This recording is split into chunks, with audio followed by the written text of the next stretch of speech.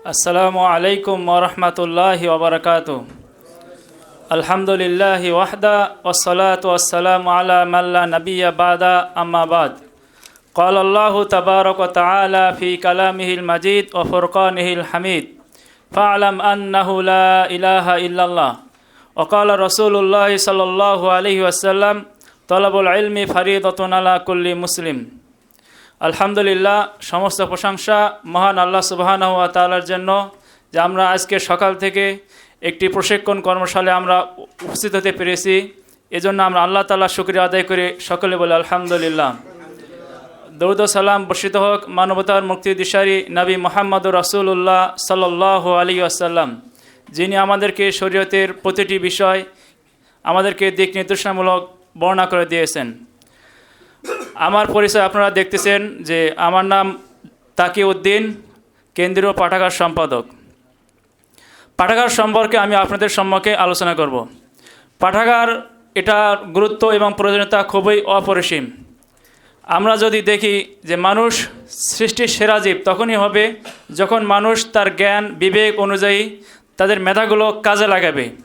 একজন মানুষ যদি তার মেধাকে কাজে লাগায় সে আস্তে আস্তে উন্নত শিখরে পৌঁছতে পারবে।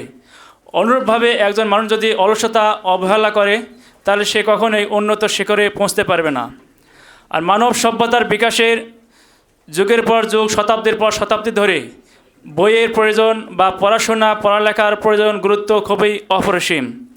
এদিক থেকে যদি আমরা ভালো করে লক্ষ্য করি, আল্লাহ সুবহানাহু ওয়া তাআলা সর্বপ্রথম যে আয়াত অবতীর্ণ করেছেন তা হল ইকরা বিসমি রাব্বিকাল্লাযী খলাক। এই আয়াতের মাধ্যমে বোঝা যায় যে আমাদের পড়ার গুরুত্ব অনেক বেশি। অনুরূপভাবে যখন আমরা তাকদীরের অধ্যায় পড়ব, আল্লাহ সুবহানাহু ওয়া তাআলা প্রথম সৃষ্টি করেছেন কলম। কলম দ্বারা মানুষ লেখে। তাহলে পড়া এবং লেখা এই দুটার গুরুত্ব এবং তাৎপর্য অবশ্যই বেশি। তাই এই হিসেবে পাঠাগারের প্রয়োজনীয়তা আমাদের অনেক বেশি। পাঠাগার শব্দটা যদি আমরা সন্ধি বিচ্ছেদ করি তাহলে পাঠ প্লাস আগার, এর অর্থ হয় পাঠ করার উপাদান সজ্জিত স্থান। বলা যায় পাঠাগার হলো এমন বই, পুস্তিকা বা অন্যান্য তথ্য সামগ্রী একটি সংগ্রহশালা, তাকে পাঠাগার বলা যায়। এই পাঠাগারের ইতিহাস অনেক বেশি। প্রাচীন যুগ থেকেই পাঠাগারের ইতিহাস অনেক রয়েছে। যে সময়ে খাতা কলম এগুলো কিছুই ছিল না, ওই সময়ও বিভিন্ন জায়গায় চামড়ায়, গাছে, পাতায় বিভিন্ন জায়গায় লিপিবদ্ধ করে রাখা হতো। এই হিসেবে পাঠাগারের গুরুত্ব এবং প্রয়োজনীয়তা অনেক বেশি রয়েছে। আমরা যদি বিভিন্ন ইতিহাস দেখি তাহলে দেখতে পাবো যে আব্বাসী এবং উমাইয়া শাসন আমলে ওই সময় দারুল হিকমা নামক পাঠাগার প্রতিষ্ঠা করা হয়েছে। অনুরূপভাবে উমাইয়া শাসন আমলে বিশেষ করে ইরাকের বাগদাদে বিশাল বড় একটা পাঠাগার ছিল। হালাকু খান সেটাকে ধ্বংস করেন। হালাকু খানের উদ্দেশ্য এটাই ছিল যে মুসলিমদের যদি এই ঐতিহ্যকে ধ্বংস করা যায় তাহলে পর্যায়ক্রমে মুসলমানদেরকে ধ্বংস করা যাবে। তাই হালাকু খান প্রথম তিনি এই পাঠাগারটাকে ধ্বংস করেছেন। এই পাঠাগারে এত পরিমাণ বই ছিল, এই বইগুলোকে যখন আগুনে পোড়ানো হয়েছে, পোড়ানোর পর ছাইগুলো যখন দাজলা নদীতে নিক্ষেপ করা হয়, সে দাজলা নদীর পানিগুলো প্রায় 6 মাস কালো রং ধারণ করেছিল। তো পাঠাগারে এত পরিমাণ বই ছিল। এছাড়াও আল্লাহ সুবহানাহু ওয়া তাআলা মহাগ্রন্থ আল কোরআনে সালাত পড়ার জন্য 82 বার নির্দেশ দিয়েছেন। অনুরূপভাবে জ্ঞান চর্চা করার জন্য 92 বার নির্দেশ দিয়েছেন। তাহলে সালাতের আগে আমাদেরকে সালাত সম্পর্কে জ্ঞান অর্জন করতে হবে। এই কারণে আল্লাহ তাআলা জ্ঞান চর্চা করার জন্য 92 বার আমাদেরকে নির্দেশ দিয়েছেন। তাই আমাদের উচিত, আমরা যারা সুবহানের দায়িত্বশীল রয়েছি, আমাদের প্রত্যেকটি জেলায় আমরা যেন একটি করে পাঠাগার প্রতিষ্ঠা করি। কমপক্ষে আমাদের যে জেলাগুলো রয়েছে সেই জেলাগুলোতে একটা উন্নত মানের পাঠাগার থাকবে, যেখান থেকে আমরা পর্যায়ক্রমে উপজেলা এবং শাখায় আমরা একটি করে পাঠাগার প্রতিষ্ঠা করতে পারবো। আমরা যদি জেলাতে পাঠাগার প্রতিষ্ঠা করতে পারি, এর একটা অন্যতম সুবিধা হবে আমাদের। আপনারা জানেন যে মাহে রমাদানে আমাদের সুবহানের কেন্দ্র পক্ষ থেকে কোরআন শিক্ষার ব্যবস্থা করা হয়।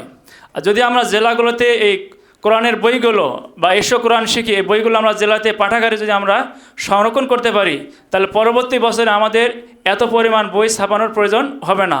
এই বইগুলোতে আমরা কয়েক বছর ধারাবাহিকভাবে আমরা পড়ালেখা করতে পারবো।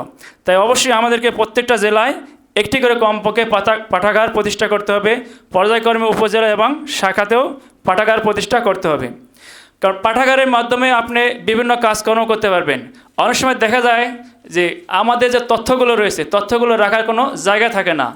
যদি পাঠাগার থাকে সেখানে আমাদের বিভিন্ন তথ্য, যত সম্পাদক আছে, দপ্তর আছে, সবগুলো আমরা পাঠাগারে রাখতে পারবো। এবং আল্লাহ সুবহানাহু ওয়া তাআলা কোরআনে বলছে, ইন্না সা'য়াকুম লাশাত্তা, যে তোমাদের প্রচেষ্টা বিভিন্ন ধরনের। তা আমাদের যদি একটা জায়গা থাকে, সেই জায়গাতে যদি আমরা প্রচেষ্টা করি, তাহলে আমরা আমাদের প্রচেষ্টাগুলো বিভিন্নভাবে কাজ করতে পারবো। তাই যদি আমাদের পাঠাগার থাকে, সেখানে আমরা সকল বয়সের নারী পুরুষ, ছোট বড় সকলকে আমরা পাঠাগারে নিয়ে এসে তাদেরকে বইমুখী করতে পারবো। যে সময় আমাদের যুবকরা তারা মিডিয়ার আগ্রাসনে তাদের চরিত্রকে নষ্ট করতেছে, এই সময় যদি আমরা পাঠাগার প্রতিষ্ঠা করে যুবকদেরকে যদি আমরা বইমুখী করতে পারি, তাদেরকে যদি আমরা বিভিন্ন ইসলামের দাওয়াতি কার্যক্রমের দিকে বইয়ের মাধ্যমে যদি আমরা আকৃষ্ট করতে পারি, তাহলে আমাদের এই সুবহানের পাঠাগারটা অবশ্যই সফলতা অর্জন করবে ইনশাআল্লাহ। তাই আমরা যুবকদেরকে এবং বৃদ্ধদেরকে, সকল শ্রেণীর মানুষদেরকে আমরা বই পড়ার প্রতি আগ্রহী করে তুলব ইনশাআল্লাহ। এরপর দাওয়াতি কাজকে আমাদের যে দাওয়াতি কাজে যে আমাদের কেন্দ্রের পক্ষ থেকে যে আমাদের যে উদ্দেশ্য রয়েছে বা আমাদের কর্মসূচি, এর মধ্যে প্রথম দুটো যে কর্মসূচি ইসলাহুল আকিদা বা দাওয়াত তাবলিগ, এই কাজগুলো যখন আমরা করতে যাব তখন অবশ্যই আমাদের বইয়ের প্রয়োজন হবে। আর এই বই রাখার জন্য অবশ্যই আমাদেরকে পাঠাগারের প্রয়োজন হবে। তাই আমরা যেন আমাদের পাঠাগারগুলোকে সুন্দরভাবে সাজানো গোছানো এবং পাঠাগারে বিভিন্ন ধরনের বই রাখতে হবে। বিশেষ করে যেহেতু আমরা দাওয়াতে কাজ করি, তাই দাওয়াতের বইগুলো রাখতে হবে। পাশাপাশি যে আধুনিক বিভিন্ন যুগ উপযোগী বই রয়েছে, সেগুলো আমাদের রাখতে হবে। বই পড়লে কোনো ক্ষতি হবে না, বরং বই পড়ার মাধ্যমে আপনার জ্ঞান, আমার জ্ঞান বৃদ্ধি হতে থাকবে। তাই অবশ্যই আমরা আমাদের কর্মীদেরকে যুগ উপযোগী বই পড়ার মাধ্যমে তাদেরকে উদ্বুদ্ধ এবং আগ্রহী তুলব। পাশাপাশি যে আধুনিক মানের যে বিভিন্ন স্কলার রয়েছে, তাদের বইগুলো আমরা রাখব। আমরা যদি লক্ষ্য করি, শাইখুল ইসলাম ইমাম ইবনে তাইমিয়া রাহিমাহুল্লাহ, তার নাম আমরা কেন স্মরণ করি? স্মরণ করার উদ্দেশ্য হলো তার অনেক বই রয়েছে, যে বইয়ের কারণে আমরা তার নাম স্মরণ করি বা তার থেকে আমরা ফতোয়াগুলো গ্রহণ করি। তো ইবনে তাইমিয়া রাহিমাহুল্লাহর তার যে ফতোয়াগুলো রয়েছে মোট 35 খণ্ডে, এই 35 খণ্ডের ফতোয়ার বই যদি আপনি রাখতে চান, তাহলে অবশ্যই আপনাকে ছোট হোক বড় হোক একটা পাঠাগার রাখতে হবে। তাই এ ধরনের বড় বড় যারা স্কলার রয়েছে, তাদের বইগুলো আমরা পড়ব এবং তাদের জীবনী থেকে আমরা উপকার গ্রহণ করে আমাদের ব্যক্তিগত জীবনকে আমরা উন্নত করব।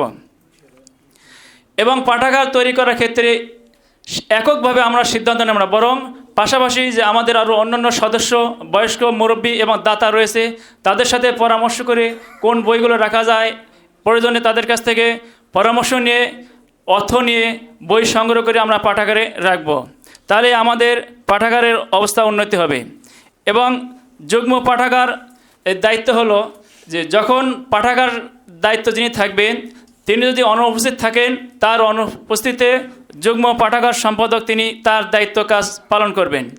অথবা পাঠাগার সম্পাদক যদি উপস্থিত থাকে, তার উপস্থিতিতেই পাঠাগার সম্পাদকের কাজ যদি অনেক বেশি হয়, তার কাজগুলোকে ভাগ করে নিয়ে, পরস্পরের কাজগুলো ভাগ করে নিয়ে আমরা সেই কাজ করব বলে আশাবাদী।